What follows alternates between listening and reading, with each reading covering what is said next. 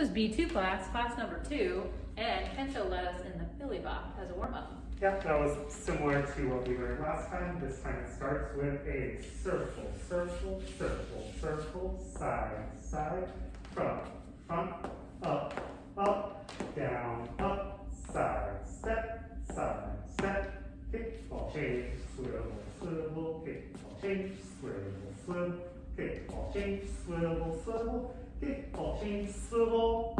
And now we're facing this way, and we start it all over again. I'll put in your class recap folder. Also, there's a video of Peter Strong teaching the Philly Bop at Beantown. It's fun to watch him and a couple other dancers in their movement too. So I'll put that video in your recap folder so you have it. Then we worked on.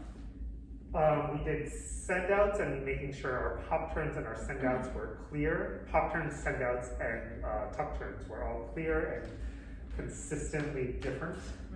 So just to review, they look like this in order.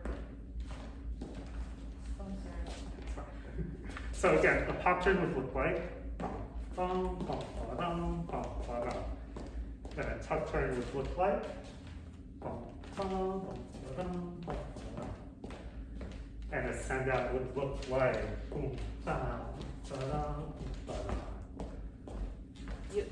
And we worked on the leads, especially doing their footwork. That 6-count send out, I think, was particularly challenging for leads to continue doing their 6-count footwork because you're not moving so much leads, but your follows really need to complete this 6-count send out triple steps. You want to make sure that you're doing your footwork too, so that you can match. So if we go in this direction, you can really see how little I'm moving. My feet are just staying right underneath me as I do the footwork.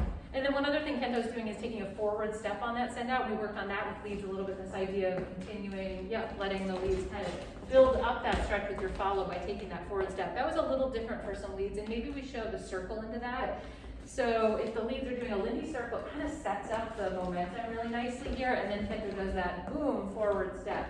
So actually we promised some leads we would do that as a solo exercise. So just if we, I'm going to lead 2 for this moment. If we do a circle, 1, 2, 3, and 4, 5, 6, 7. I'll go to the side a little so you can see it. So it's that idea of continuing that momentum around, but then switching just a little lead so that you can do that forward step.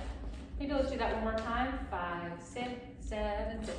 1, 2, 3, and 4, 5, 6, 7, and a 1, 2, triple step, triple step.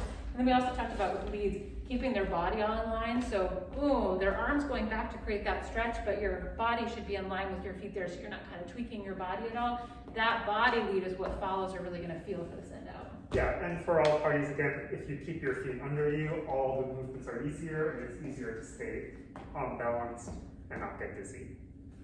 Then we did an 8-count send out. We just kept the follows momentum going in the direction we started. But from the side here.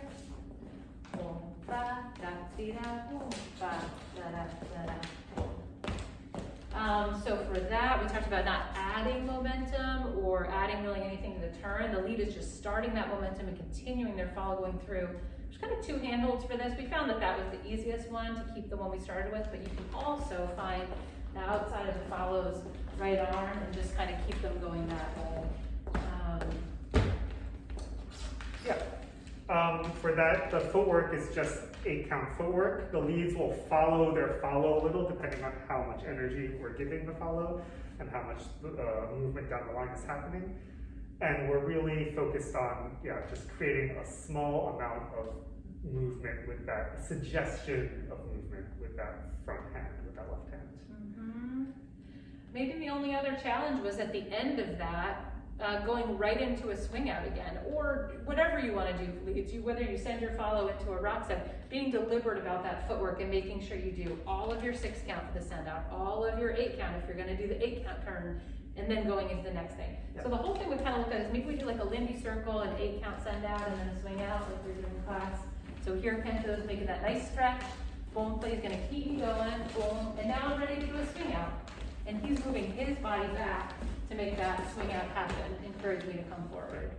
Yeah, there's a lot of just movement that I do around the house to make sure that I know where I am in space. And this is just practice that I do. so that whenever, like, if my follow is not where I expect them to be, I have the muscle memory to catch them where they are, basically. Cool. You guys did very well. Becca will be back next week.